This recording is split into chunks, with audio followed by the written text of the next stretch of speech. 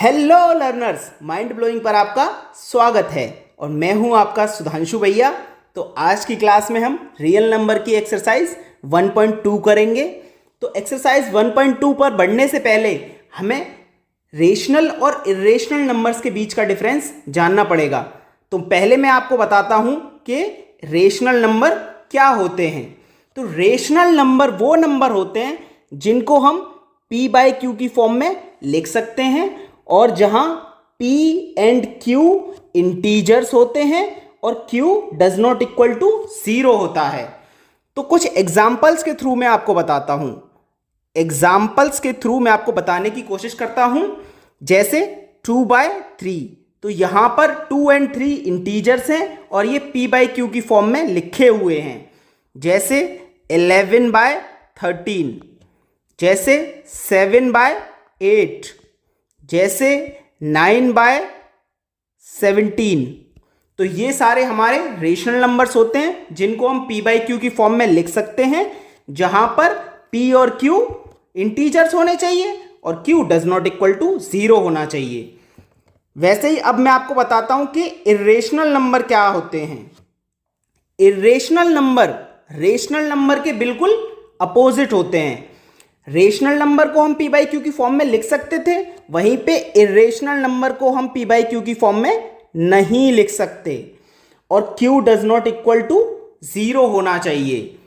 जैसे √2, √2 एक integer number नहीं है तो इसे हम p/q की फॉर्म में नहीं लिख सकते, hence it is an irrational number. जैसे √11, जैसे √17, जैसे पाई एटसेट्रा।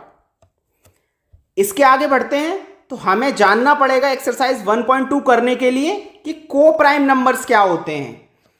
को prime numbers are numbers which have no common factor other than 1। एक के अलावा कोई भी कॉमन फैक्टर नहीं होना चाहिए। जैसे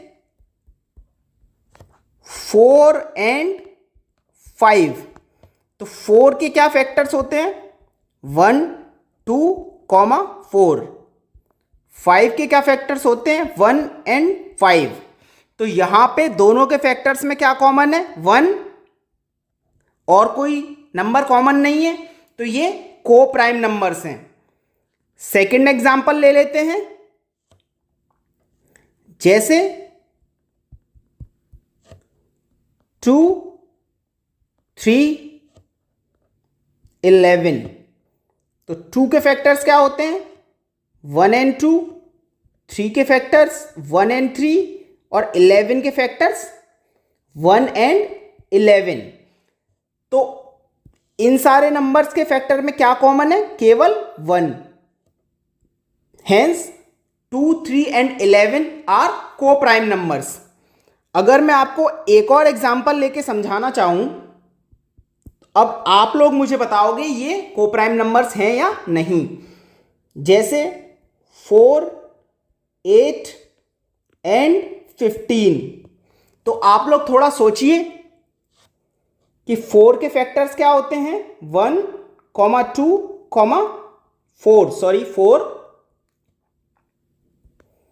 8 के फैक्टर्स क्या होंगे 1, 2, 4, 8। 15 के फैक्टर्स क्या होंगे 1, 3, 5 एंड 15। तो यहां पर हम देखेंगे कि तीनों नंबर के फैक्टर में 1 कॉमन है और इन दोनों में 4 कॉमन है। तो अब 4, 8 और 15 को प्राइम नंबर्स नहीं हो सकते, क्योंकि डेफिनेशन क्या कहती है कि एक के अलावा कोई भी कॉमन फैक्टर नहीं होना चाहिए। लेकिन यहां पे हमने देखा कि यहां पर 4 भी कॉमन है, तो ये तीनों को प्राइम नंबर्स नहीं है। तो स्टूडेंट्स अब मूव करते हैं अपनी एक्सरसाइज 1.2 पर। तो एक्सरसाइज 1.2 का पहला क्वेश्चन है प्रूव दैट √5 इज इर्रेशनल। हमें प्रूव करना है कि √5 एक इर्रेशनल नंबर है। तो ये सारे क्वेश्चन हम कॉन्ट्रडिक्शन मेथड से प्रूव करेंगे, कॉन्ट्रडिक्शन मेथड से प्रूव करेंगे। हम मानेंगे कि √5 एक रेशनल नंबर है और बाद में ये रेशनल नंबर नहीं निकलेगा, मतलब जो हमने एज्यूम करा है उसको कॉन्ट्रडिक्ट करेगा, तो ऑटोमेटिकली √5 एक इरेशनल नंबर हो जाएगा। तो let √5 is a rational number.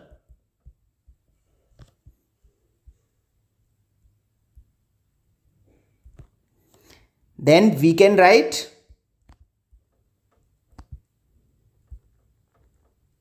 हम √5 को कैसे लिख सकते हैं? √5 को हम p/q की फॉर्म में लिख सकते हैं, where p and q are coprime numbers. Coprime numbers होंगे और q does not equal to 0। तो अब इसको हम लिख सकते हैं √5q इक्वल टू p। अब यहां पे हम कर देंगे इसका स्क्वायर, स्क्वायरिंग बोथ साइड्स। तो ये हो जाएगा √5q का whole square equal to p का square. 5q square is equal to p square. तो नेक्स्ट स्टेप में हम लिखेंगे q square is equal to p square by 5। यहां पे आगे बढ़ने से पहले आपको अपनी एनसीईआरटी की थ्योरम 1.2 जाननी पड़ेगी। थ्योरम 1.2 क्या कहती है? कहती है कि if q divides p square then q also divides p।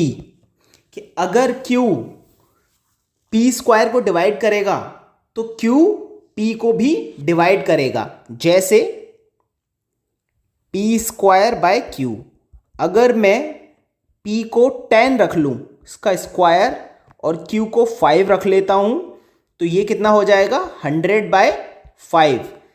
तो ये p स्क्वायर को डिवाइड करा, कितना आ गया 20। तो ये q जो हमने 5 माना है वो p को भी डिवाइड करेगा, मतलब कि ये 10 को भी डिवाइड करेगा। कितना आ जाएगा 2 टाइम्स। इस थ्योरम को मैं साइड कर देता हूं, अब अपने क्वेश्चन पे पढ़ते हैं। तो यहां पे लिखेंगे therefore 5 divides p square then 5 also divides p। तो यहां पे 5 p स्क्वायर को डिवाइड करेगा तो 5 p को भी डिवाइड करेगा। तो यहां मतलब p का एक फैक्टर 5 भी है। तो ऐसे ही हम क्वेश्चन में आगे बढ़ने से पहले मैं आपको समझाता हूं कि हम q को भी एक कॉमन फैक्टर 5 लाएंगे ताकि ये पता चल जाए कि p और q को प्राइम नंबर्स नहीं है, जिससे कि हमारा माना हुआ एजम्पशन गलत प्रूव हो जाएगा। क्योंकि ये हमने एज्यूम किया था कि p और q को प्राइम नंबर्स हैं, लेकिन यहां पे हम प्रूव कर रहे हैं कि p और q को प्राइम नंबर्स नहीं हैं। तो हमने जो एज्यूम किया था कि ये √5 एक रेशनल नंबर है वो हमारा फॉल्स हो जाएगा, तो जिससे प्रूव हो जाएगा ये एक इरेशनल नंबर है। तो यहां पे अब मानेंगे let p is equal to कोई भी एक 5 का मल्टीपल मान लेते हैं 5k, where k is an integer.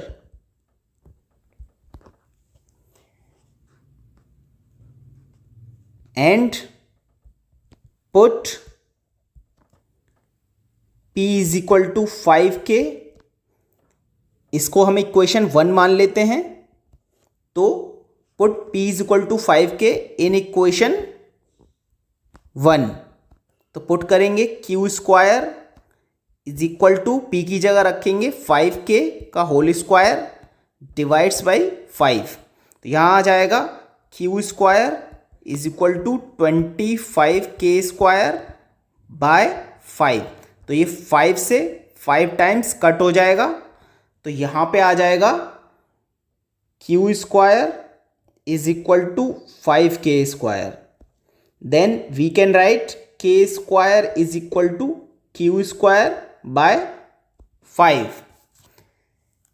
This means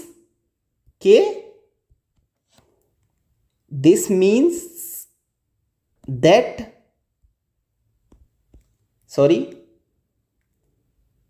this means that 5 divides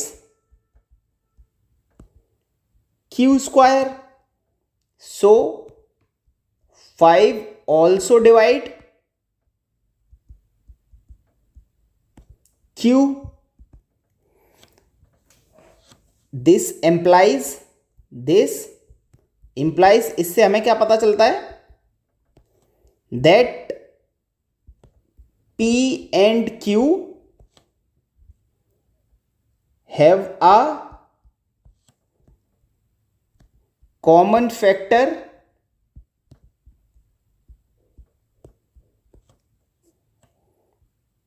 five. So यहाँ पे कॉन्ट्रडिक्शन अराइज हो गया कि जो हमने माना था कि ये P and Q coprime numbers हैं, लेकिन यहाँ पे तो इनका फैक्टर कॉमन निकल आया। एक के अलावा कोप्राइम नंबर्स क्या होते थे कि एक के अलावा कोई भी अनदर कॉमन फैक्टर नहीं होना चाहिए, लेकिन यहाँ पे तो 5 दोनों का कॉमन फैक्टर निकला है। तो ये कोप्राइम नंबर्स नहीं हैं। तो लिखेंगे so this is a contradiction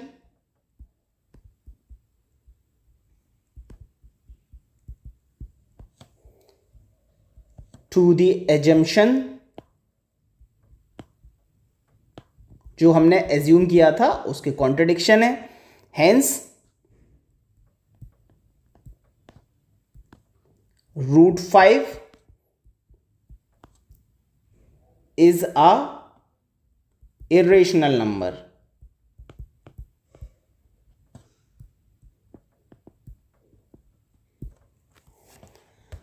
I hope बच्चों आपको अच्छी तरीके से समझ में आया होगा। अगर आपको कोई भी डाउट है तो आप मुझे कमेंट सेक्शन में लिख सकते हैं, मैं आपके डाउट को क्लियर ज़रूर करूँगा। और एक बात, आप लोग चैनल को सब्सक्राइब नहीं करते हो यार बिल्कुल भी, तो चैनल को सब्सक्राइब करो।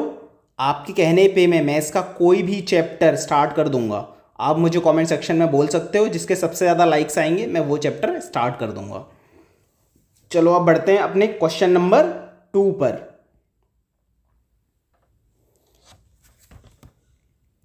यहाँ पे हमें प्रूफ करना है 3 + √5 एक इरेशनल नंबर है।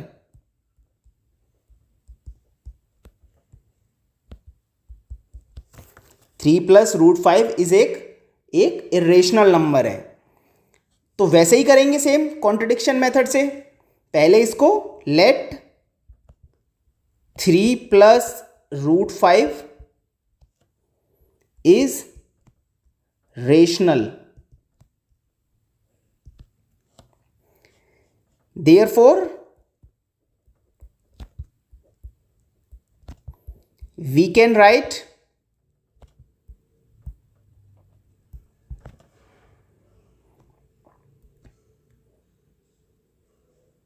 3 + 2√5 इज इक्वल टू p/q। ये एक इम्प्योर इरेशनल नंबर है। √5 एक प्योर रेशनल नंबर था, प्योर इरेशनल नंबर था, लेकिन 3 + 2√5 एक इम्प्योर रेशनल नंबर है, इम्प्योर इरेशनल नंबर है। तो इसको p/q यहां पे क्या है, p and q are integers and q does not equal to 0। यहां पे हम इनको कोप्राइम्स नहीं मानेंगे, क्योंकि यहां पे हम ऐसे ही प्रूव कर सकते हैं इसको। देखते हैं, तो यहां पे हम 3 को उधर ले जाएंगे, p by q equal to के उधर जाएगा तो माइनस का हो जाएगा, √5 इज इक्वल टू 2 को भी अगर हम उधर ही ले जाएं तो ये हो जाएगा 1/2 p बाय क्यू माइनस 3। यहां पे हमें करना क्या होता है कि हम एक तरफ तो रेशनल नंबर रखते हैं और एक तरफ हम इरेशनल नंबर रखते हैं। लेफ्ट हैंड साइड हमारा इरेशनल नंबर है √5 और राइट हैंड साइड हमने रेशनल नंबर रखा है। मैं आपको बता दूं, p और q एक इंटीजर्स हैं। इंटीजर और इंटीजर का डिवाइड करें हम तब भी हम एक रेशनल नंबर ही पाएंगे, चाहे उसमें से कुछ माइनस करें, चाहे मल्टीप्लाई करें, चाहे एडिशन करें, चाहे डिवाइड करें। जैसे कि मैं आपको करके बता देता हूं, अगर यहाँ पे p बाई क्यू की वैल्यू मैं ले लेता, जैसे 10/2 मान लिया मैंने, इसमें से 3 सब्ट्रैक्ट करेंगे और 1/2 मल्टीप्लाई में, तो ये भी एक रेशनल नंबर ही आएगा। 1/2 10 माइनस 6/2, तो ये कितना आएगा 4/2, 2 हो जाएगा, तो ये आ जाएगा 1 आ जाएगा। तो ये 1 भी एक रेशनल नंबर निकला है। तो हम चाहे मल्टीप्लाई करें, चाहे डिवीज़न करें, चाहे सब्ट्रैक्शन करें, चाहे एडिशन करें, तो भी एक ये पूरा पार्ट जो है वो एक रेशनल नंबर निकलेगा। और √5 हम जानते हैं कि एक इरेशनल नंबर है, तो यहां पर हम लिखेंगे सिंस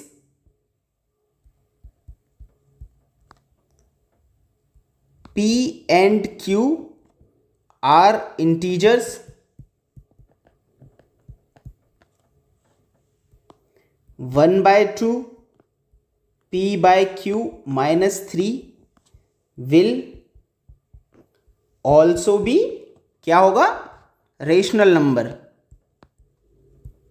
ये इंटीजर्स हैं तो ये हमारा रेशनल होगा, and √5 is irrational number. Irrational, तो यहां पे कॉन्ट्रडिक्शन अराइज हो गया। जैसा कि आप लोगों को पता चला है कि √5 एक इरेशनल नंबर है और इक्वल टू में ये पूरा पार्ट जो है वो एक रेशनल नंबर है। तो रेशनल और इरेशनल कभी भी बराबर नहीं हो सकते। क्या इरेशनल और रेशनल कभी भी बराबर नहीं हो सकते। तो ये कॉन्ट्रडिक्शन हमारे गलत एजम्पशन की वजह से अराइज हुआ है। तो क्या लिखेंगे हम, this contradiction arose because of our wrong assumption.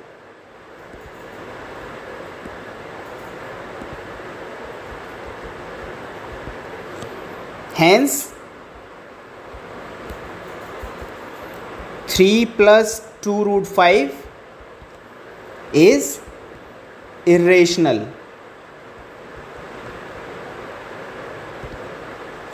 तो बच्चों, मुझे लगता है आपको ये क्वेश्चन अच्छी तरीके से समझ में आ गया होगा। तो आज की क्लास को मैं यहीं विराम देता हूँ। इसका नेक्स्ट पार्ट आएगा, उसमें ये एक्सरसाइज हम कंप्लीट कर लेंगे। और मेरी आपसे एक विनती है, प्लीज़ चैनल को सब्सक्राइब कर दें, जिससे कि मुझे और ज़्यादा सपोर्ट फील होता है और ज़्यादा आप लोगों के लिए वीडियो बनाने का मन करता है। Thank you.